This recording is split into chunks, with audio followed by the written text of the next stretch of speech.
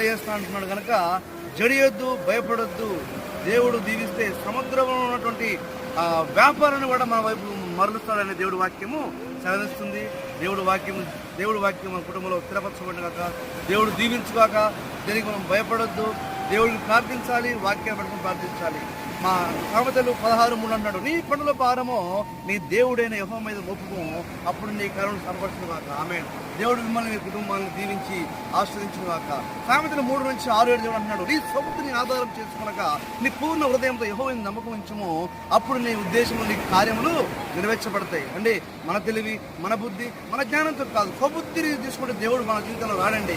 ఎప్పుడైతే మన దేవుడి మీద, నీతి అయిన దేవుడి మీద మనం ఆధారపడతామో ఖచ్చితంగా దేవుడు మనల్ని, మన కుటుంబాన్ని, మన పిల్లల్ని ఉన్నతమైనటువంటి స్థితిలో దేవుడు దీవిస్తాడండి. కనుక మన దేవుడు యందు నమ్మకంగా ఉండాలి. మనం దేనికి జడియొద్దు, భయపడొద్దు. హల్లెలూయా. మన జనములో